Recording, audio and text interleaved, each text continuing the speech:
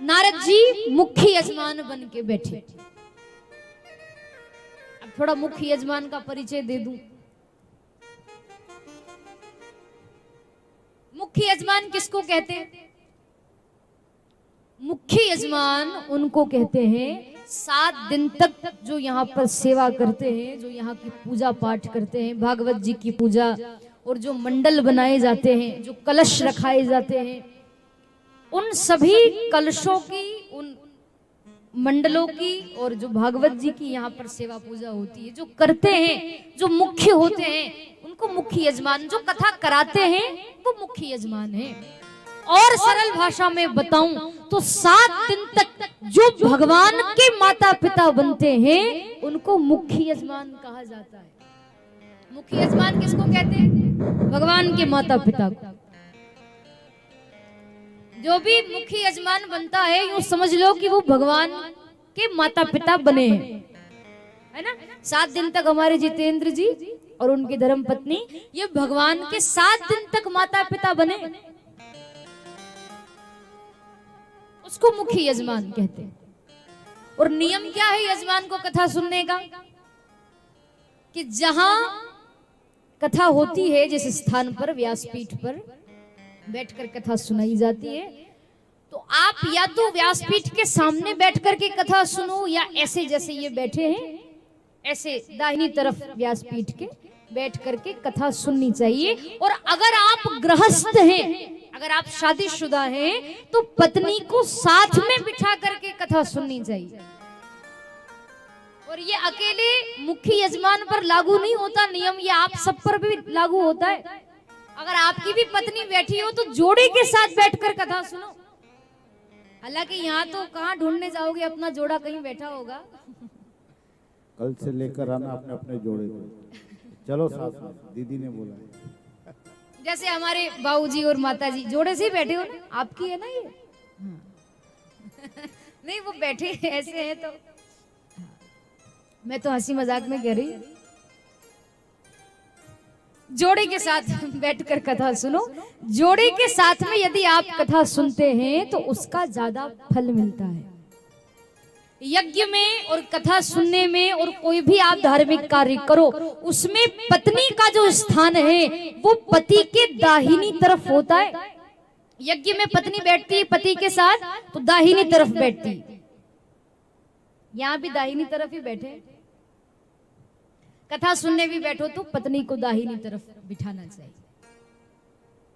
कहने का मेरा भाव ये है कि ये तो गृहस्थ है कि दोनों पति पत्नी बैठे, है ना, आप दोनों पति पत्नी बैठे हो और भी, परंतु नारद जी कथा करा रहे हैं तो नारद जी तो सन्यासी संत हैं। अब नारद जी की तो पत्नी ही नहीं, तो लोगों को ये भी शंका हो जाती है कि मान लीजिए अगर हमारी पत्नी नहीं हो, मान लो अगर हमारी शादी नहीं हुई तो क्या करें, कैसे बैठे मुख्य यजमान बन के, या शादी हो भी गई हो और मान लो पत्नी चली गई हो, पति रह गया हो, तो अगर आपको यजमान बनना है तो कैसे बैठे।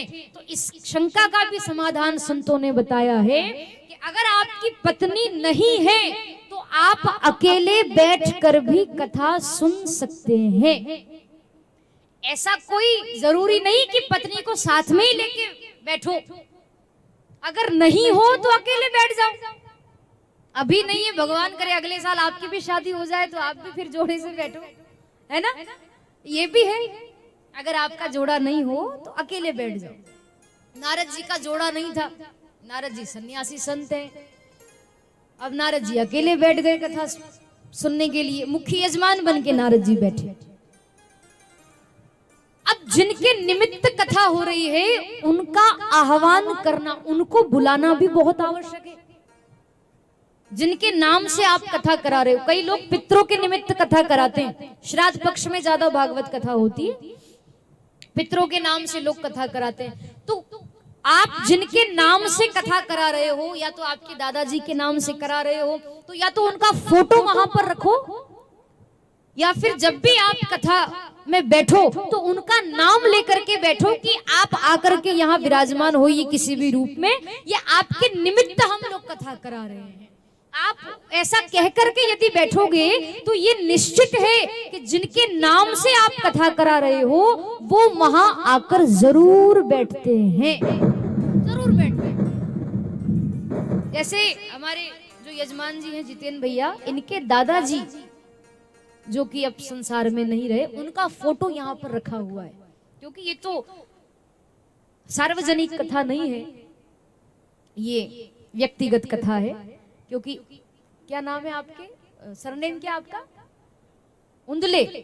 मैं कंफ्यूज हो जाती हूँ इस सरनेम में, क्योंकि उंदले हमारे यहाँ चूहे को भी बोलते हैं, अपने हमारी मालवी भाषा में उंदरा बोलते हैं, है ना महाराज जी? हाँ, उंदरा बोलते हैं, चूहा ही बोलते हैं वैसे तो, पर ऐसे गांव की भाषा में जो गांव की माता है वो उंदरो उंदरो करती है, तो मैं थोड़ी कंफ्यूज हो जाती हूँ आपके सरनेम में।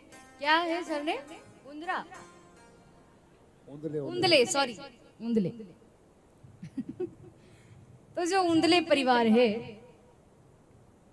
इन्होंने अपने जो दादाजी हैं उनका फोटो यहाँ पर रखा है। ये व्यक्तिगत कथा है, तो उनका फोटो भी आप अगर रखें तो भी अच्छी बात है, जैसे यहाँ पर रखा है।